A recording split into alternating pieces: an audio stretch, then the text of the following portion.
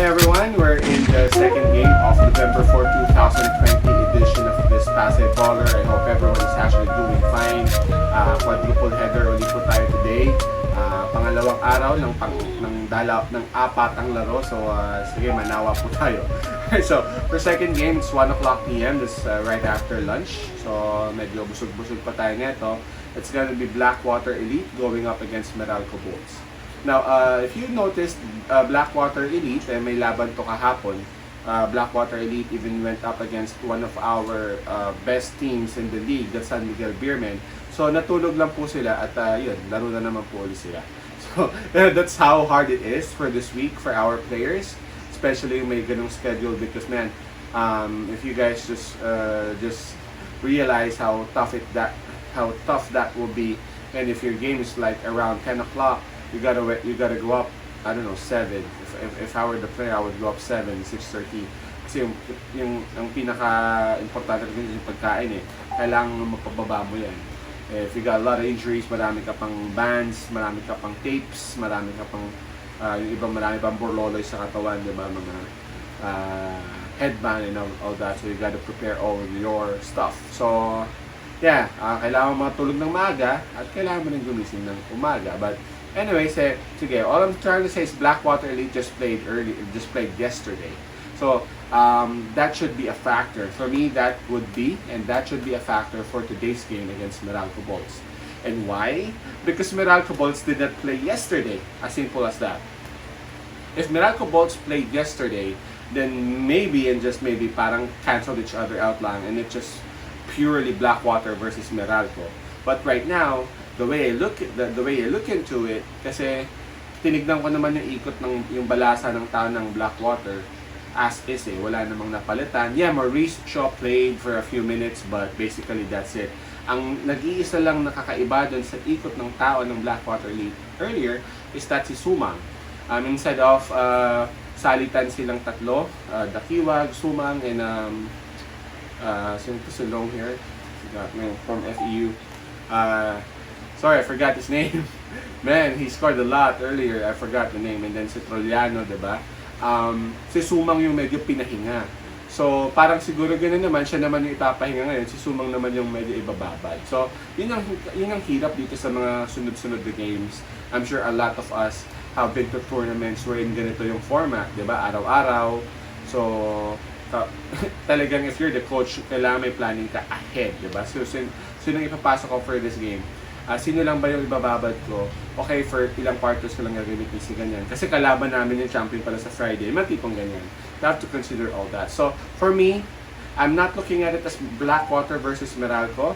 I'm looking at it as Blackwater versus Fatigue and Meralco. Which, again, Meralco is coming off their hotel rooms, coming off the gym, coming off the swimming pool. So, chill ang Meralco. Medyo fresh pa yan. And not only that, Meralco is a strong team. Standings, talking about the standings, 3 wins, 3 losses ang Meralco. Blackwater is behind by a game, 2 wins, 4 losses sila. I'm just straight up picking Meralco on this one, you know. Looking at Almazan, looking at Hodge, I just can't imagine.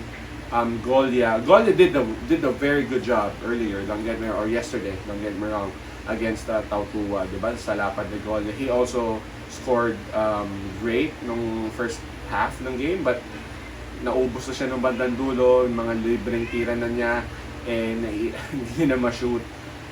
The question is, can he defend the same way? Mamaya, that's my question. Kasi again, it will be a factor. It will be a factor no matter who you are.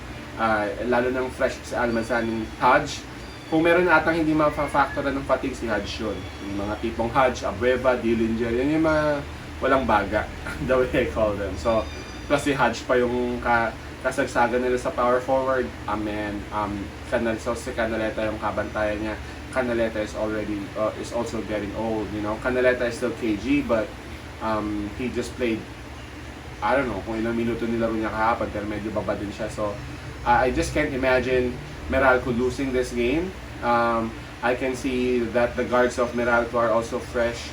They're also younger for me, with Newsome, with Jackson. Going up against Sumang. Yes, Sumang is relatively faster kung kumparahan ng bilis, but Black, we have Jackson, man, they are just strong and and speedy as well, but they're a bit younger for me, the group. So I'm medyo mixing ano lang to.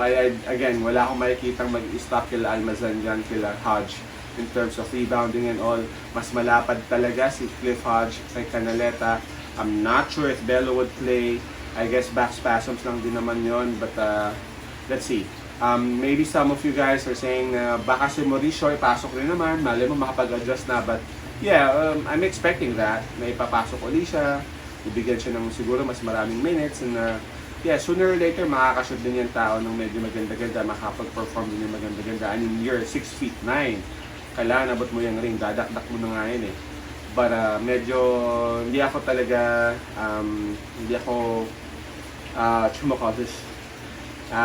ko natripan yung game niya kanina, pati yung very first game niya. Siguro masakit pa rin yung likod niya, but I really doubt that a Mauricio can dominate a Cliff Hodge or a Raymond Almazan at this point in my life. So I'm picking Meralco over Blackwater Elite. I think this would be an easy win. Hindi naman yung easy na sobra, but ang expectation kaya sa umpisa ng laro, totodo na si Meralco. They would try to lead as much as they can. Why? Because Meralco has a game tomorrow. So parang if you were able to watch yung Talk and Text, yung game of Talk and Text kahapon, ganun din malamang ang plano ng Meralco. If I were the coach, ganun gagawin ko. Let's go get the freaking lead and let's go and end the game as early as possible. Kung pwedeng tapos na siya ng halftime pa lang, tapos na siya ng third quarter pa lang, let's do that so I can rest my starters, mabigyan ng pagkakataon yung mga bench warmers natin. At the same time, fresh na fresh pa rin yung starters ko kinabukasan, so wala pa rin tayong problema. So I'm expecting na Meralco would again push early on. But regardless kung kailan sila magpo-push, I'm thinking that Meralco will win this one. In regards to -4 will be fine for Meralco, and unfortunately Blackwater would drop to another loss, so it will be back-to-back losses for Blackwater. Okay? Again, responsible betting lamang po tayo. Ingat po talaga lagi sa pagpupusta. This is for entertainment. Doon po tayo sa pampasarap lang ng nood and pampalimot ng stress and all that. For sure may mga problema tayo kanya-kanya. And then let's make basketball a little bit spicy, kumbaga. A little bit spicier. Kasi spicy naman talaga ang basketball. Yung tipong habang nanonood tayo, may ngiti, may kaba ng konti. And yun yung kapag ka merong halong pusta. So let's do responsible betting. Alright? So let's have some shout-outs here. We have Marjun Bolo. Pa-shout, Lodi, everyday. May taya ako sa PBA. Speaking of taya, 10K per game para alam mo, Lodi, Aksay Bolo, with a smiley. So, yeah, Marjun Bolo, kakasabi ko lang din pala. Well, Marjun Bolo, sabi nga niya, he bets 10,000 per game, 10,000 pesos per game. I don't have that kind of money, but again, if he is a high roller, then I won't stop him. But again, let's dun tayo kung saan tama o saan nararapat yung ating budget, okay? So sana po manalo kayo, Mr. Bolo, and kung manalo po kayo, Mr. Bolo, mahilig po talaga ako sa kape. So again, active pa rin po yung Gcash ko. So meron din po nagpapa-shoutout dito. Let me look for that name kasi that was the first time that I've seen I've seen the list of their names. So ko lang din mabati sila. Give me one moment here. Where the heck is that? Can't seem to find that. Sorry guys. Alright, ito pala. From Laimar Pedroso. I guess this person himself, nabati ko na siya. So, nabatiin ko rin. Hi Laimar Pedroso. Boss, shout out kami boss. Boss RR. IRR, kumusta kayo dyan? Sana hindi tayo naapektuhan ng bagyo. Mamu Arturo. So, si Mamu Arturo, I'm assuming Arturo is the name. Dennis, Baby Andrea. So, Dennis and Baby Andrea, kumusta kayo dyan? I hope, you're having a great November, great start of the month. Tsaka Boss Eme, or E-M-E. Boss Eme, or Eme.